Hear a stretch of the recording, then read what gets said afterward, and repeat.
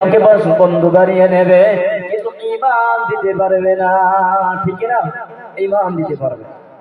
তার স্ত্রীকে একবার দুইবার কয়েকবার টর্চারিং করা হলো, স্ত্রী কোনো মতে রাজি হলো না।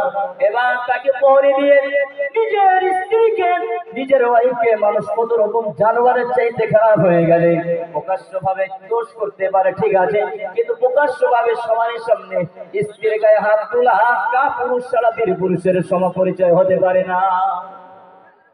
যারা কা পুরুষ তারা কথাই কথা স্ত্রীর ভুল ধরে, তারা কথাই কথা স্ত্রীকে টর্চারিং করে, যে কোনো দোষে স্ত্রীর উপর আঘাত করে, এরা কাপুরুষ আর দুশ্চরিত্র ছাড়া সুপুরুষ হতে পারে না। এটা রাসূলের কথা, আমার কথা। বীর পুরুষের লক্ষণ হচ্ছে স্ত্রী ভুল হলে ভুলটা ধরে তাকে ক্ষমা করে দেওয়া। বীর পুরুষের লক্ষণ হচ্ছে স্ত্রী যদি একটা অন্যায় করে সেটাকে অ্যাকসেপ্ট করে তাকে সান্ত্বনা দেওয়া, তার দ্বারা মানুষের দ্বারাই ঘটতে পারে, তাকে আগামী দিনে যেন না ঘটে সেই জন্য তাকে পরামর্শ দেওয়া। এটার মানে এই নয় তার গালে থাপ্পড় বসে দেওয়া, এটার মানে এই নয় তাকে গালি দেওয়া। এর দ্বারা সংশোধন হয় না, এর দ্বারা অশান্তি আরো বাড়ে, নাকি বলে? আরো বাড়ে। আসিয়াকে ঠিক হাত পায়ে শিকল দিয়ে রাস্তার ধারে হাজির করা হলো। প্রকাশ্য ভাবে বলতে লাগলো, ও আমার স্ত্রী আসিয়া, তুমি যদি আমার প্রতি ঈমান নিয়ে আসো, তুমি যদি আমাকে তোমার অভিভাবক হিসাবে মেনে নাও, পালন কর্তা হিসাবে মেনে নাও, আমি তোমাকে ভরা পথে তোমাকে বেইজ্জতি করব না। আর যদি ঈমান না নিয়ে আসো তোমাকে ছাড়বো না। হযরতে আসিয়া বলতে লাগলেন, ও প্রাণের স্বামী, আমি আপনাকে শুরুতেও বলেছি, এখনো বলে দিচ্ছি, মৃত্যুর শয্যায় সজ্জিত হয়ে যাব, মরণাপন্ন হয়ে যাব, জীবন দেওয়ার জন্য নিজেকে তৈরি করে নেব, কিন্তু আপনাকে স্বামীর যে অধিকার, এই অধিকারগুলো আমি আপনাকে যথেষ্ট ভাবে সাপ্লাই করার চেষ্টা করব, কিন্তু আমি কোনোদিন আপনাকে আমার অভিভাবক আল্লাহ হিসাবে মেনে নিতে পারবো না। একটু যদি বলুন সুবহানাল্লাহ। ঈমানদারের দাম, আল্লাহর পরীক্ষা, আল্লাহর মার্জি। মহিলাকে ধরা হলো, চাবুক দিয়ে মারতে শুরু করলো নিজের স্ত্রীকে। চাবুক একটা একটা করে চাবুক মারে, শরীরের চামড়া গুলো কেটে যায়, গোশতগুলো কেটে যায়, রক্ত প্রবাহিত শুরু হয়ে যায়। ঈমান তাকে দিতে পারেন নাই। একটাই কথা, আপনাকে স্বামী বলে অধিকার দেব, সম্বোধন করব, কিন্তু আমি আপনাকে ঈমান দিতে পারব। কোন রকম ভাবে যখন মহিলা তার নিজের স্ত্রী আসিয়াকে যখন ঈমান হারা করতে পারলো না, ও দক্ষিণ নগরের মুসলমানেরা ভালো করে শুনে নেন, ভালো করে কথাটা দিলে গেছে রেখে নেন। ঈমান নিয়ে যাওয়া এই জন্য কঠিন বলেছি বাবা। সঙ্গে সঙ্গে আপনার হযরতে আসিয়াকে উত্তপ্ত তক্তার মধ্যে আপনার পেরেক মারতে শুরু করেছে, উলঙ্গ করে ফেলা হয়ে গেল।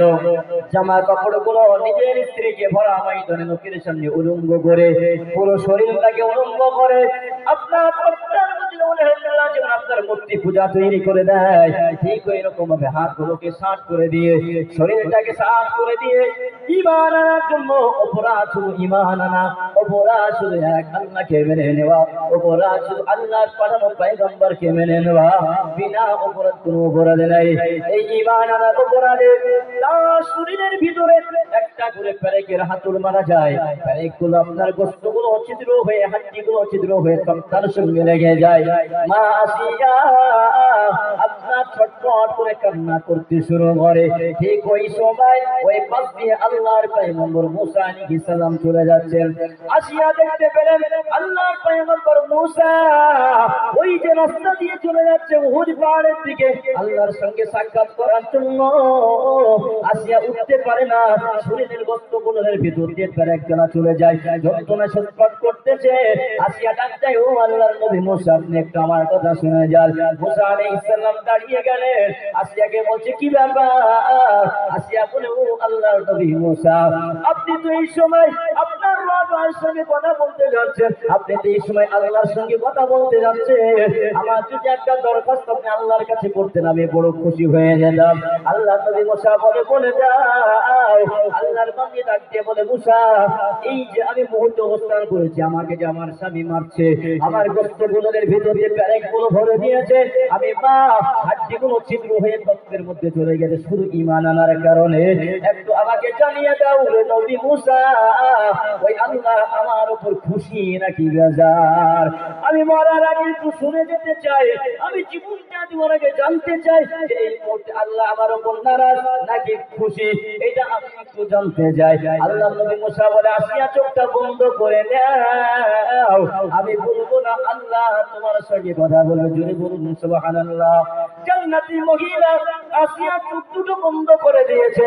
হঠাৎ দেখা যায় ফেরেশতারা আসিয়াকে যে জান্নাতে দিবে, আসিয়াকে যে জান্নাতের জন্য যে বাগানখানা তৈরি করেছে, মরার আগে আল্লাহ আসিয়ার সামনে জান্নাতটা ফেরেশতারা দেখাইতে লাগেছে।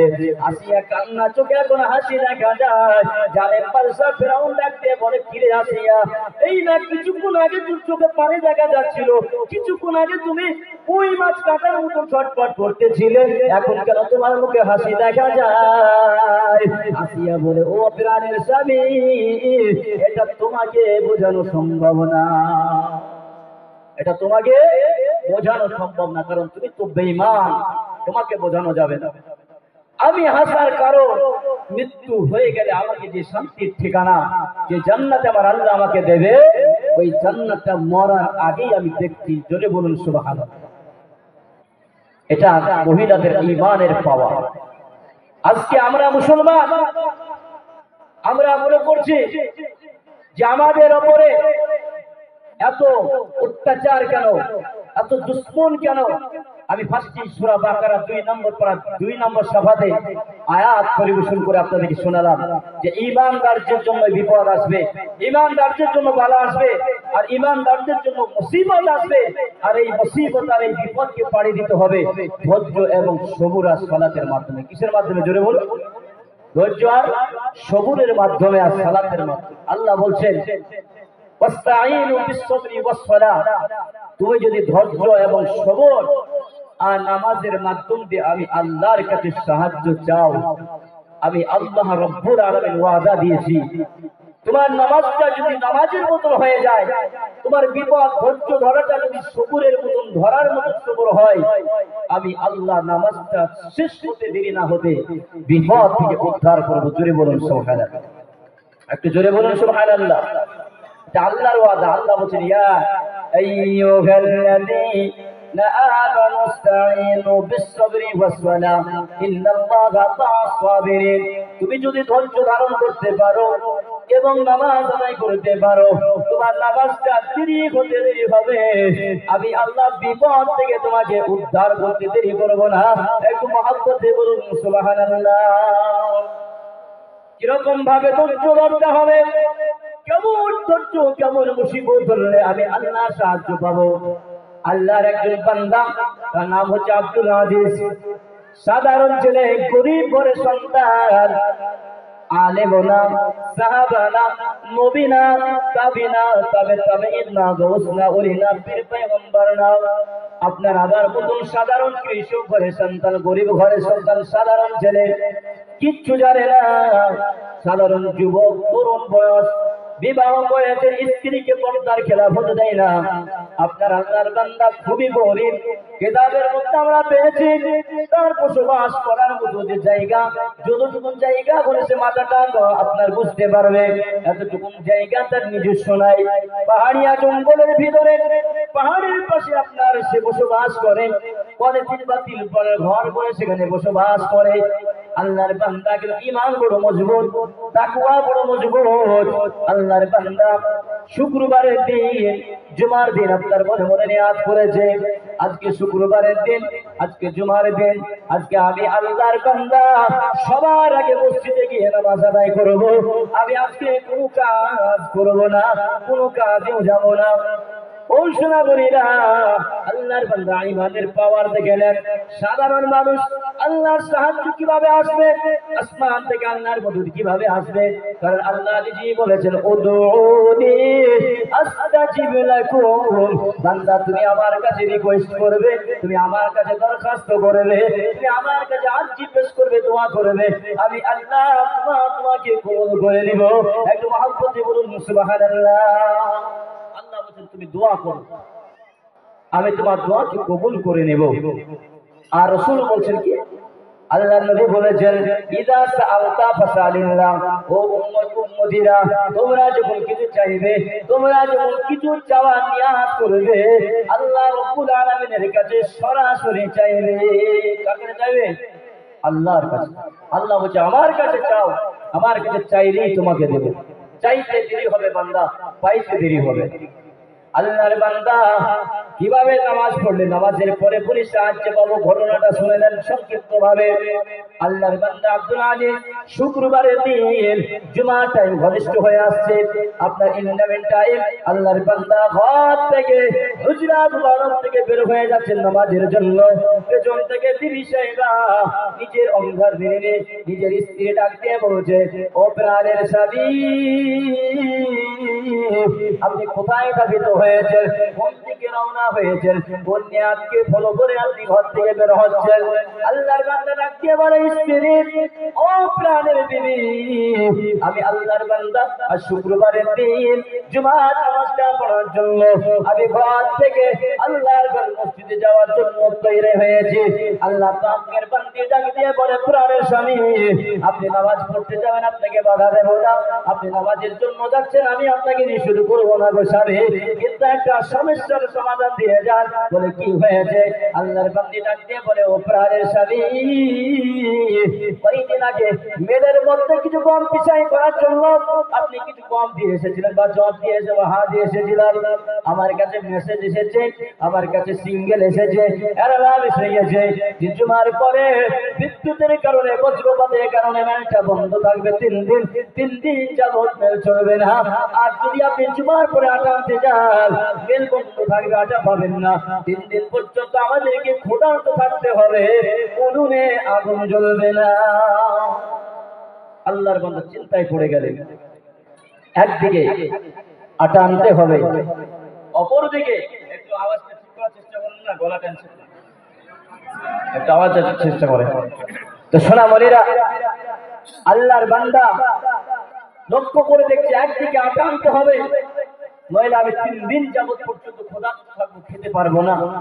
আর খানা খেতে না পারলে শরীরে তাকাত থাকবে না, শক্তি থাকবে না, ইবাদত করতে অসুবিধা হবে। অপরদিকে আমি যদি জুমার নামাজ পড়তে যাই, জুমার নামাজটা না পড়ে যদি আটা আনতে যাই, তাহলে আমার নামাজটা ছুটে যাবে। আল্লাহ খোদা না খাস্তা এই মুহূর্তে যদি আমার মৃত্যু হয়ে যায়, বেনামাজি হয়ে মারা যাব, আর এই অন্ধকার কবরে যখন আমি বেনামাজি হয়ে চলে যাব, আল্লাহর কাছে আমি কি জবাব দেব? অপরদিকে আমি যদি আটা আনতে যাই, নামাজ পড়ে যায়, তাহলে আমি আটা আনতে পারবো না। 3 দিন পর্যন্ত না খেয়ে আমাকে থাকতে হবে। এই মুহূর্তে আমি কি করব? আল্লাহর বান্দা চিন্তা ভাবনা করলেন। চিন্তা ভাবনা করার পর আবার কদমটা উঠিয়ে দিলেন মসজিদের উদ্দেশ্যে। মসজিদের দিকে যেতে লাগলেন, মাথায় টেনশন। একদিকে মসজিদে আমাকে যেতে হবে, অপরদিকে আমার পেটে খাবার দেওয়ার জন্য আমাকে মেরে যাওয়া লাগবে। আল্লাহর বান্দা কথাটাকে রেখে দিয়ে মসজিদের দিকে কদম খাড়া উঠাতে লাগলেন। ও সোনামণিরা, কিছু দূর যেতে না যেতে একজন ছোট্ট বালক ছেলে, 8 থেকে 9 বছরের ছেলে দৌড়াচ্ছে। চাচা যান, ও চাচা যান, আপনি কোন দিকে ধাবিত হয়েছেন? চাচা আব্দুল আজিজ ডাক দিয়ে বলে, ভাতিজা, আজ শুক্রবারের দিন আমি নামাজের জন্য মসজিদের দিকে রওনা দিয়েছি। আল্লাহর বান্দা শিশু বালক ডাক দিয়ে বলে, চাচা, আপনার কিছু হালাল টাকা দিয়ে, হালাল সম্প্রদায় টাকা দিয়ে একটা গাভী গরু কিনেছিলেন? বলে, হ্যাঁ কিনেছিলাম। কুড়িতে বাধা ছিল, বজ্রপাতের আওয়াজ পাওয়ার কারণে গরুটা রশি ছুটে জঙ্গলের দিকে চলে গিয়েছে। ও চাচা যান, জঙ্গলে ওদিকে হিংস্র প্রাণী বাঘ লোকরা বসে আছে। গাভীটা যখন যাবে, আপনার হালাল টাকার সম্পদটা নষ্ট হয়ে যাবে। আপনি যদি জুমার নামাজ পড়ে যান, গাভীটা বাঘ লোকে খেয়ে ফেলবে। এদিকে আপনি গাভীটা নিয়ে এসে নামাজের আগে আধা ঘন্টা সময় আছে, আপনি গাভীটা নিয়ে এসে নামাজের জন্য চলে যান। আল্লাহর বান্দা বড় টেনশনে পড়ে গেলেন। একদিকে আটা আনতে হবে, অপরদিকে আমাকে নামাজ আদায় করতে হবে। আটা আনতে যদি যাই, নামাজ আমার ছুটে যাবে। যাবে, নামাজ পড়তে যদি যাই আটা আমার বন্ধ হয়ে যাবে, উপর থেকে গাবি আনতে হবে, গাবি আনতে যদি যাই নামাজটা আমার ঘাটতি হয়ে যাবে, নামাজটা যদি পড়তে যাই গাবিটা বাঘের পেটে চলে যাবে। দুইটা বিপদ, দুটো বিপদ নিয়ে আপনার বান্দা আবার প্রথমখানা উঠাতে লাগলেন। কিছুটা দূর যাওয়ার পর হাফ কিলোমিটার বা কয়েকটা চলে গেলেন, যাওয়ার পরে সমবয়স্ক একজন ভাইজান মাঠের দিক থেকে দৌড়াতেছিলেন। ও ভাইজান, আপনি কোন দিকে রওনা হয়েছেন, আপনি কোন দিকে ধাবিত হয়েছেন? আল্লাহর বান্দা ডাকতে বলে, ভাই আমি জুমার নামাজ পড়ার জন্য মসজিদের দিকে রওনা দিয়েছি। ও দক্ষিণ লোকের মুসলমানেরা ভালো করে শুনে নেন, ভালো করে জেনে রেখে দেন, আল্লাহ বলছে বিপদ আসছে, তবে বিপদের সময় আমি আল্লাহকে তুমি ভুলে যেও না। আল্লাহর বান্দা আব্দুল আজিজ দাঁড়িয়ে গেলেন। ওই ভাইজান কষ্ট করছিল, ভাই আসমানে পানি নাই, খরার মৌসুম চলতেছে, পানির অভাবে ফসলগুলো সব শুকিয়ে মরে গেল, গাভী গরুগুলো গবাদি পশুগুলো মরে যায়, মায়ের সামনে বাচ্চাগুলো মা মা করে করে মরে যায়। মা একটু পানি দাও, মা একটু পানি দাও। কাশ্মীর ফিলিস্তিনের মতন একটা পানির জন্য বাচ্চাগুলো মায়ের সামনে মরে গেল। কত বাচ্চার সামনে মা মরে যায়, কত স্বামীর সামনে স্ত্রী মরে যায়, স্ত্রীর সামনে স্বামী মরে যায়। একটু পানি পাই নাই আল্লাহর বান্দা, মেশিনওয়ালাকে খবর পাই নাই, আধা ঘন্টার জন্য খবর পেয়েছি আমার জমিনের পাশে তোমার জমিন ভাই, এই জন্য আমি তোমাকে বলে গেলাম জুমার পরে যদি যাও মেশিনওয়ালাকে পাবে না, তোমার ফসলটা নষ্ট হয়ে যাবে। মেশিনওয়ালাকে খবর দিয়ে নামাজের দিকে যাও। আল্লাহর বান্দা দাঁড়িয়ে গেল, থমকে দাঁড়িয়ে গেল। এবার উপস্থিত না আর পিছনেও না, স্টপ, দাঁড়িয়ে গেলে যে চিন্তা করছে যে একদিকে আমাকে আটা আনতে হবে, অপর দিকে নামাজ ছুটে যাবে, নামাজ যদি আদায় করতে যায় আটা বন্ধ হয়ে যাবে, সবই নামাজের আগে। তিনটি বিপদ, কটা বিপদ? তিনটে বিপদ। এবার আল্লাহর বান্দা তালাশ করতেছে, চোখ দুটো বন্ধ করে দিয়েছে, চিন্তা ভাবনা ছেড়ে দিয়ে তিনি চোখ দুটো বন্ধ করে খুঁজতেছে কোরআন থেকে কোনো সমাধান আছে নাকি। কোরআনে সমাধান আছে না? কোরআনে সব রোগের সমাধান আছে। আল্লাহর বান্দা চিন্তা করতে লাগলেন, চোখ দুটো বন্ধ করে হাত ঠিক বুঝতে পারলেন আমি মাইনুল হুজুরের পুত্র। কোন এক হুজুর বয়ান করতেছিলেন, বয়ান করতে করতে সেদিন বয়ান করে বলেছিলেন, ইয়া আইয়ুহাল্লাযীনা আমানুস্তাঈনু বিস-সাবরি ওয়াস-সালাহ ইন্নাল্লাহা মা'আস-সাবিরিন। হে ইমানদারেরা, তোমার সামনে যদি পাহাড় সমান বিপদ এসে যায়, তোমার সামনে যদি হাজারো বিপদ এসে যায়, তুমি চিন্তা করবে না, তুমি টেনশন করবে না, বিপদের কথাটাকে স্মরণ করে ঠান্ডা মাথায় ওযু করে নাও। ওযু করে বিপদের উদ্দেশ্যে নিয়াত করে 2 রাকাত নামাজে দাঁড়িয়ে যাও। নামাজটা শেষ হতে দেরি হবে না। মদিনাওয়ালা মায়ানবী বলেন, নামাজ শেষ করতে যতটা সময় লাগবে তার থেকে দ্রুত গতিতে আমার আল্লাহ তোমার বিপদ থেকে উদ্ধার করবে। একটু জোরে বলুন সুবহানাল্লাহ।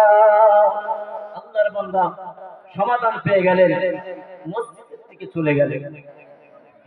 মসজিদের দিকে চলে গেলেন, মসজিদে নামাজ হয়ে গেল। জুমার নামাজ হওয়ার পরে সবাই বিদায়, কিন্তু আল্লাহর বান্দা ফজরে বসে বসে আল্লাহর কাছে কাঁদছে। নামাজ হয়ে গেছে, বান্দা আল্লাহর কাছে হাত তুলে বসে, রব্বানা যালামনা আনফুসানা ওয়া ইল্লাম তাগফির লানা ওয়া তারহামনা লানাকুনান্না মিনাল খাসিরিন। বান্দা আল্লাহকে বলছে, রব্বানা, আয় আমাদের রব, যালামনা, আমি আমার নিজের উপরে জুলুম করেছি, আমার নফসের উপরে আমি জুলুম করেছি, আমি অন্যায় করেছি, আমি গুনাহ করেছি মাবুদ, কিন্তু গুনাহ করে তোমাকে ভুলি নাই। তিনটি মহা বিপদকে পাড়ি দিয়ে আমার 3টি বিপদকে আমি মাথায় রেখে তোমার কদমে তোমার উপর তাওয়াক্কুল করে চলে এসেছি, তোমার কাছে সিজদা দিয়েছি মাবুদ। আমি 3টি বিপদে তোমাকে ভুলি নাই। ও আল্লাহ, আমি তোমার কাছে ফরিয়াদ জানাই, এই তিনটি বিপদ থেকে তুমি আমাকে উদ্ধার করো। আল্লাহর বান্দা দোয়া করে দিয়ে খুশি মনে বাড়ির দিকে রওনা দিয়েছে। আল্লাহর বান্দা বাড়িতে ঢুকতে না ঢুকতে কিছু দূর থেকে দেখায় তার হারানো গাভী তার গোয়াল ঘরে বাঁধা আছে। জোরে বলুন সুবহানাল্লাহ। আল্লাহর বান্দা আশ্চর্য হয়ে গেল, কি ব্যাপার, আমি আমার বাড়ির আশপাশে কাউকেও বলে যাই নাই যে আমার গাভীটা জঙ্গলে চলে গেছে, ভাই আমি নামাজে যাচ্ছি তুমি এনে দিয়ে যাও, এই কথাটা আমি কাউকে বলে যাই নাই, কিন্তু আমার গরু আসলো কিভাবে? ভাববে না আসলো কিভাবে? আল্লাহর বান্দা গরুটাকে দেখে আনন্দে আত্মহারা হয়ে ঘরে ঢুকে গেলেন।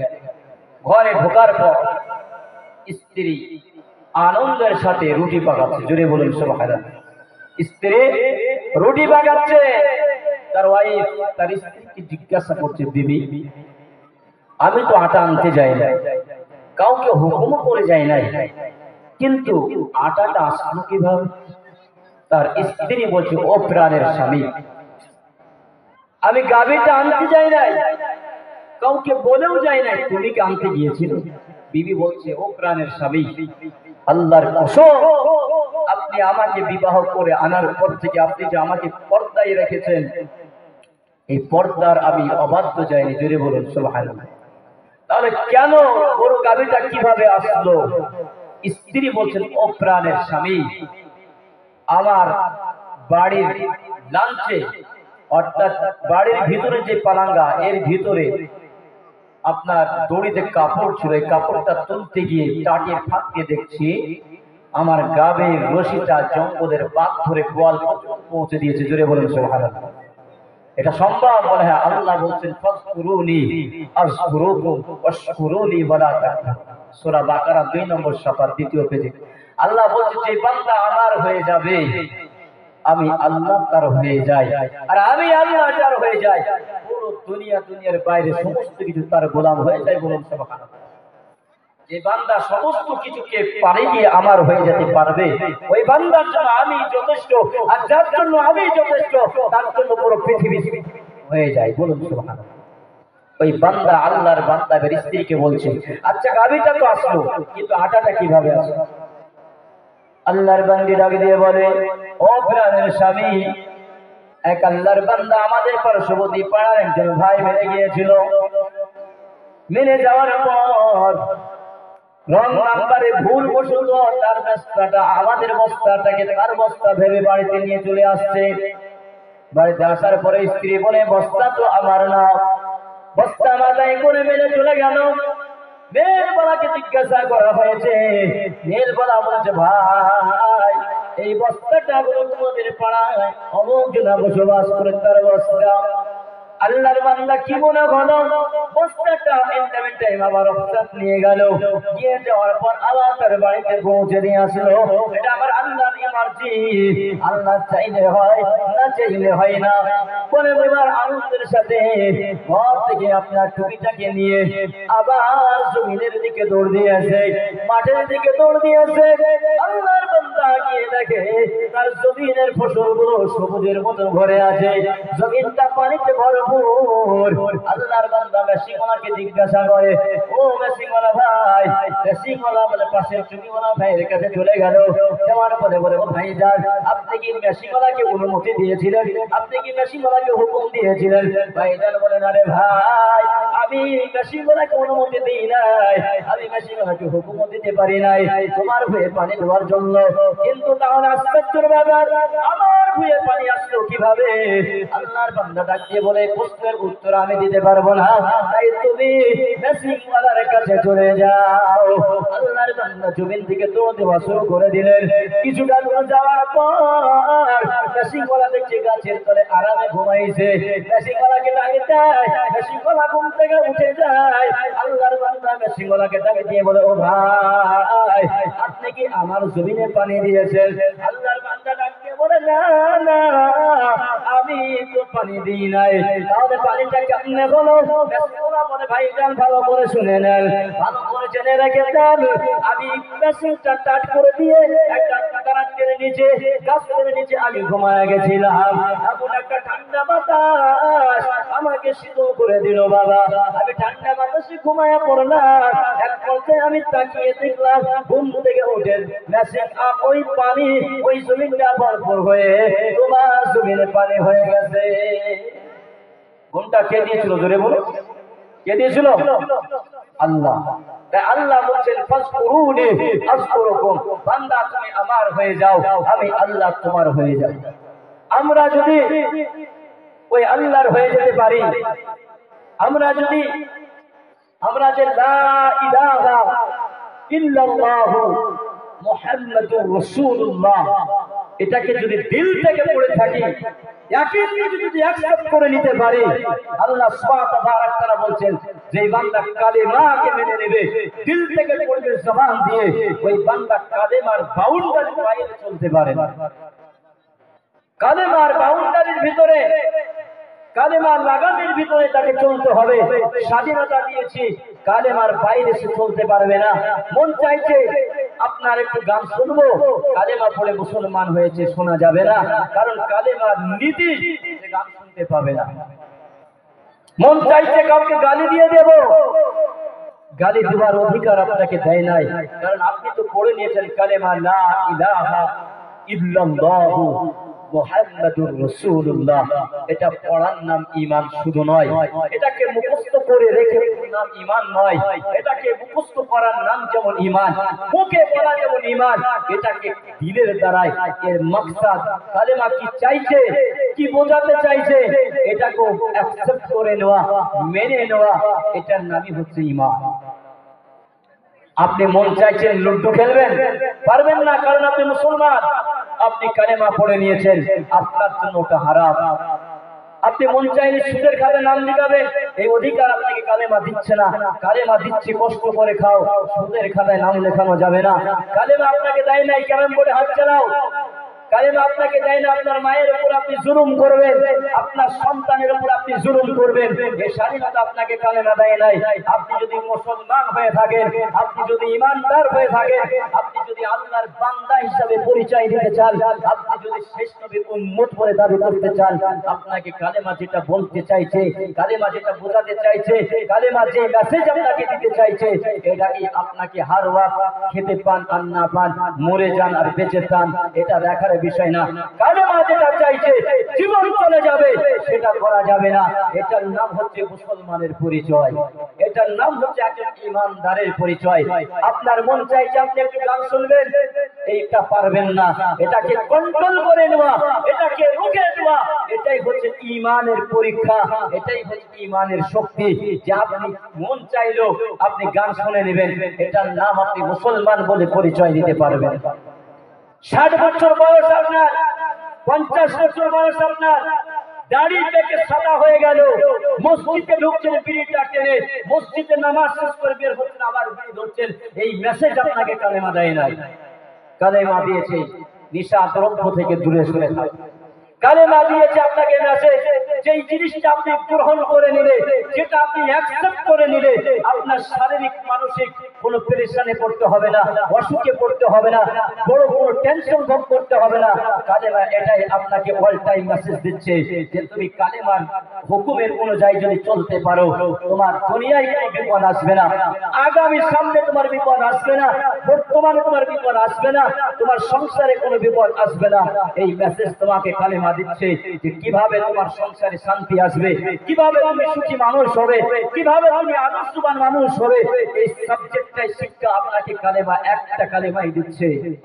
এটা আপনাকে মাথায় রাখতে হবে যে আমাকে কালেমা কি শিক্ষা দিচ্ছে। আমি মুসলমান হওয়ার পরেও, ইমানদার হওয়ার পরেও, পাঁচ ওয়াক্ত নামাজি হওয়ার পরেও, কোরআন তেলাওয়াত করার পরেও, জিকির করার পরেও আমাকে অশান্তি ভুগতে হচ্ছে, পেরেশানির মধ্যে পড়তে হচ্ছে।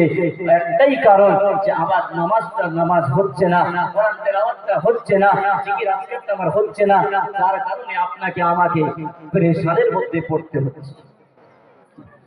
আব্বা ভাইরা আমার, এজন্য মাথায় রাখতে হবে আমি যদি দুনিয়ার মধ্যে আল্লাহর সাহায্য পেতে চাই, আল্লাহর মদদ পেতে চাই, আর আমি যদি একটু শান্তি সুখে বাস করতে চাই, তাহলে আমাকে কালেমার যে নীতিগুলো, যে কালচারগুলো আমাকে যে শিক্ষা দিচ্ছে, কালেমা যে মেসেজ দিচ্ছে, লা ইলাহা ইল্লাল্লাহ, এক আল্লাহর প্রতি ঈমান আনলাম এবং অন্য গায়রুল্লাহকে সব ছেড়ে দিয়ে মুহাম্মদুর রাসূলুল্লাহ একে আমি আমার শেষ নবী, শেষ পয়গম্বর হিসেবে মেনে নিলাম। আল্লাহ বলছেন, আমাকে যদি মেনে নাও, আমার প্রতি যদি ঈমান আনো, আমি তোমাকে যেগুলো হুকুম দিয়েছি এর মধ্যে তোমাকে চলতে হবে, যেগুলো নিষেধ করেছি এর থেকে তোমাকে দূরে আসতে হবে। আমরা সকলে ইনশাআল্লাহ আল্লাহর হুকুমে চলার চেষ্টা রাখবো। বলুন ইনশাআল্লাহ, আসবো ইনশাআল্লাহ। ইনশাআল্লাহ। আপনাদের বক্তা চলে এসেছে, মূল্যবান সময় নষ্ট করব না। ইনি হচ্ছেন আমার উস্তাদ। যদিও আপনাদের বক্তা, আমার উস্তাদের সামনে আমি ছাত্র বয়ান করা খুবই বেয়াদবি। আমি যথাযথ আমার উস্তাদের মতো সম্মান দিই। ওনার কাছে আমি কিছুদিন না হলেও পড়েছি চকসাদগড়ে মাসে। আপনাদের সন্তান আলোচনা করবেন, আশা রাখছি ইনশাআল্লাহ খুব সুন্দর আলোচনা করবে, বিভিন্ন জায়গায় আলোচনা করছে। তাই আমি মূল্যবান সময় নষ্ট না করে এই যে 1 ঘন্টা বা 1.5 ঘন্টা, জানি না কতটুকু সময় আলোচনা করলাম, যেটুকু বলেছি উদ্দেশ্য একটাই, জান্নাতে নেওয়ার উদ্দেশ্য বলেছি। আলোচনার মধ্যে ভুল ভ্রান্তি হলে ক্ষমা প্রার্থী, নিজের সন্তান হিসেবে, ভাই হিসেবে ক্ষমা করবে। এবং অনেক জায়গায় যাই আপনারা দোয়া করবেন, আপনাদের জন্য খাস করে আমি দোয়া করব। এই বলে আমার বয়ান শেষ করছি। ওয়া আখিরি দাওয়ানা আলহামদুলিল্লাহি রাব্বিল আলামিন। আসসালামু আলাইকুম ওয়া রাহমাতুল্লাহি ওয়া বারাকাতুহু। ওটা প্লিজ হবে।